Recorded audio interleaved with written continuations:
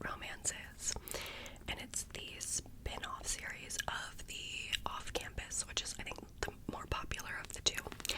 So this is a standalone college hockey romance about our two characters, Summer and Fitz. So Fitz plays for the college hockey team, and Summer ends up being his roommate. Basically, she gets kicked out of her sorority and needs somewhere to stay, and so Fitz and his two roommates, Hunter and Hollis, have an empty room, and so they let Summer stay with them. And so, yeah, then it just goes from there. I gave this book a 3-star rating, so I liked it, but it was very average. There were some things I didn't like. It wasn't perfect, but overall I had a good time. I feel like when people see like a 3-star rating, they think it's like a bad book, but that's definitely not how my rating system works. Like, obviously if you get like a 2 or a 1 star, then probably not, but a 3-star is like an averagely good time, and that's exactly what this was. There were just some things that kept it from being like a 4 or 5-star read. Overall though, I had a fun time. That's that. Okay, so after reading The Chase, I hopped immediately into the next book in the series, The Risk, because this follows Jake and Brenna, and Brenna is the best friend of Summer from the first book that I just talked about, and you get glimpses of Jake and Brenna like as side characters in The Chase, and I really liked them, and I was like highly anticipating their book, so I just went right into it, and I am sad to report that this got a 2-star rating from me. So Brenna, our main character, she is the daughter of the Briar University's hockey coach, so she's like very involved in the hockey world. She wants to be like a TV sports presenter, etc. Jake is the captain of Briar's rival hockey team, so obviously it's kind of like forbidden, like off limits. Like, Jake could never go out with Brenna because of her relation to Briar, and Brenna like won't go out with Jake because like if her dad found out that she was dating the captain of the rival team, like her dad would be mad. Whatever. So that's like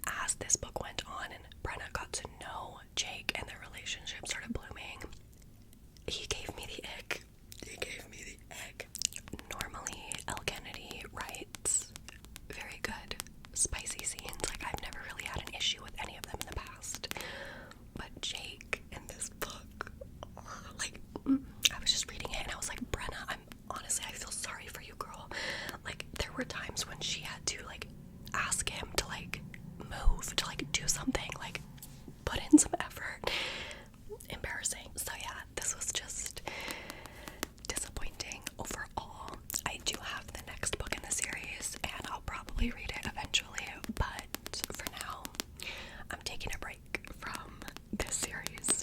After that, I read the ebook. A lot of the books I read this month actually are ebooks. I read most of the stuff on my Kindle, and I read the book club pick for my book club. So in February, our book club pick was Honey and Spice by Bolu Babalola, and I really, really enjoyed this.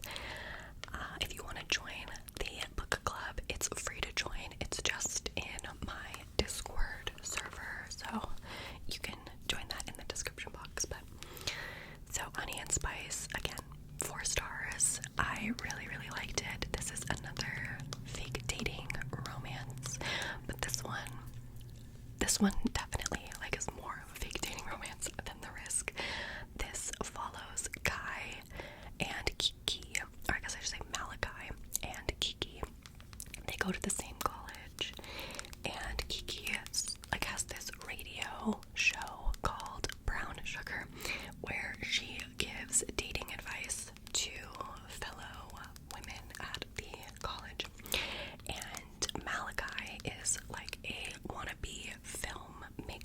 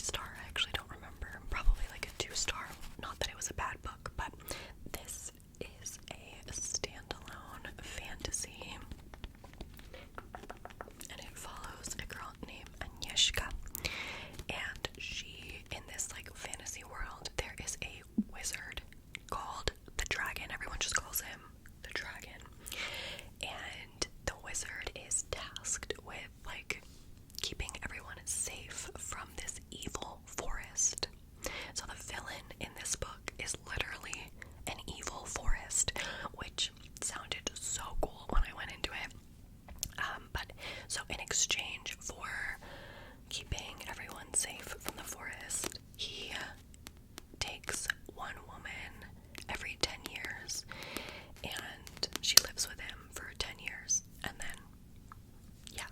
So everyone thinks that this girl, Keisha is Yeshika's best friend.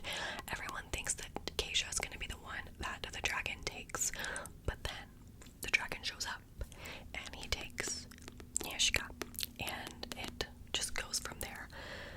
This was my first book from Naomi Novik, and it is super whimsical, like fairy tale-esque. I heard about this through the book Leo, who is another like YouTuber, and I love her videos, and we tend to have similar tastes in fantasy, but I just did not enjoy this as much as she did, unfortunately. Like, when I went into it, I thought that the whimsical fairy tale aspect, the, evil forest kind of concept would be really, really fun, but it just didn't work well for me. This is a fantasy that the world building and the magic system is very loose. Like, stuff just kind of happens, and you, as the reader, you kind of just have to like go along with the ride. But I discovered that I definitely prefer my magic systems in books in fantasy to be a little bit more like solid and concrete. But yeah, this was like recommended and kind of pitched in the book Leo's video as like more of a romance heavy fantasy, and I just didn't get as much romance as I would have liked. Like, so much of it was spent on this plot about the forest and the evil wood, and I just found myself getting bored, and so yeah, it didn't work for me personally. But I don't think it's a bad book. I think I would recommend this to somebody if they were looking for like a specific type of book, like this isn't one that I wouldn't shy away from recommending, but overall it just didn't work for me. Okay, now the last 3 books that I read in February were the Dnfs. So these are the 3 books that I think with all of them I got 40 to 50% of the way through, and I was like, I'm done. I'm not doing it. So the first one is Court of the Vampire Queen by Katie Roberts. This is a Kindle Unlimited, so I just read it on my Kindle, and it is a reverse harem vampire romance. If you don't know what reverse harem means, I'm gonna enlighten you real quick. Basically, a reverse harem is where one woman falls in love with multiple men, and it's kind of like a polyamorous relationship, like it's just like one girl and a bunch of different guys.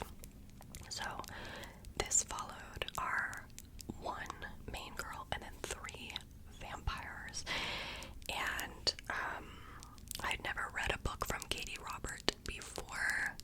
Actually, that's a lie. I read one of her novellas, but I never read any of her full-length novels, let alone her like fantasy romance novels.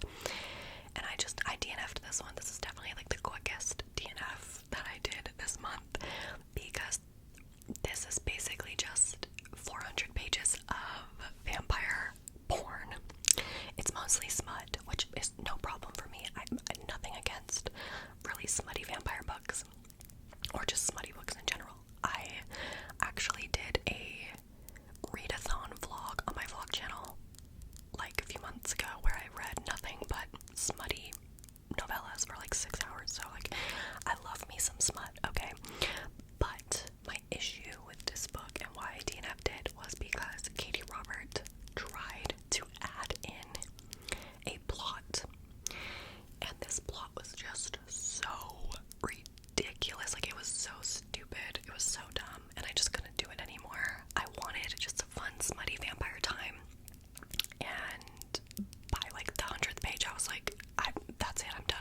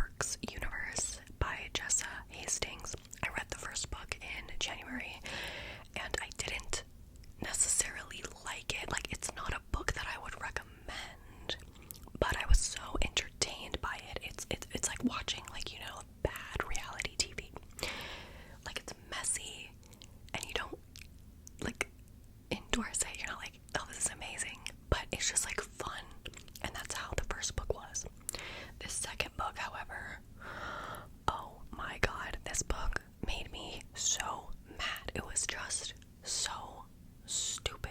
It was so stupid. This book was basically just Magnolia Parks, the first book, but Walmart edition. Like, literally pretty much the same exact plot, the same exact setup, with less happening and less interesting characters. The only difference from this first book and this second book was that the people in this book were like criminals. Like, Jessa Hastings basically added like a little mafia criminal like under storyline, which wasn't even necessary.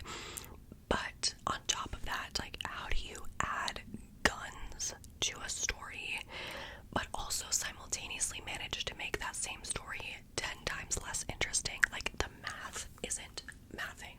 The math isn't mathing. My biggest issue with this book was the use of footnotes. Oh my god, it's like Jessa Hastings discovered footnotes for the first time and went absolutely batshit crazy, and half of them were not even used correctly.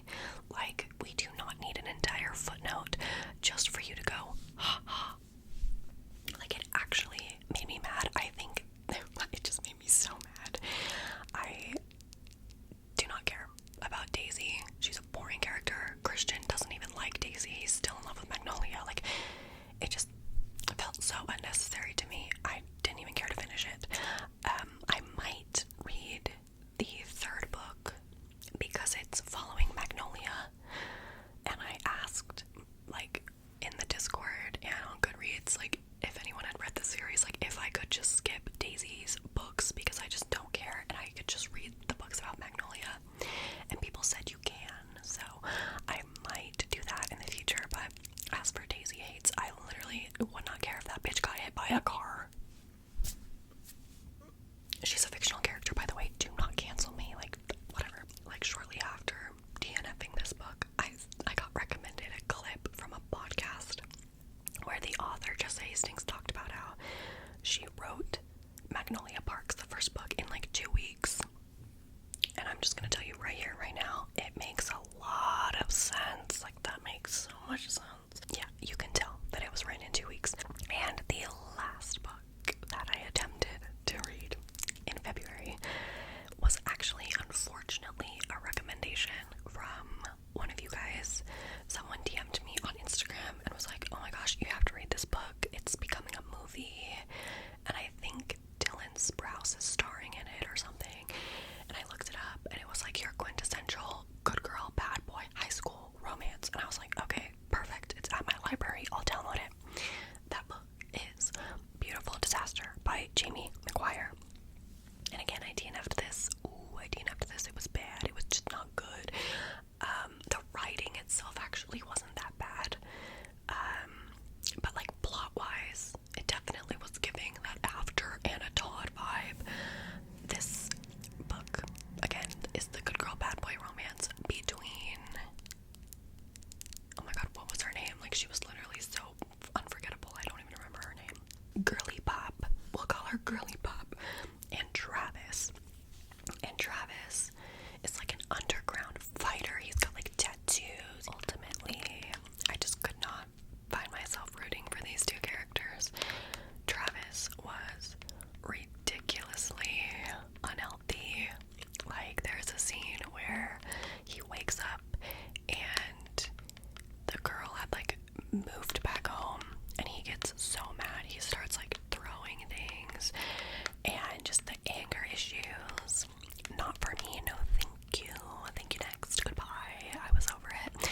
But then on top of that, this book basically centers around one of my least favorite tropes in books, which is a love triangle that is unnecessary, where basically there's the two people that like each other, should be together, like have feelings, and then there's this third person that the other person doesn't even really actually like. They don't even really have a connection.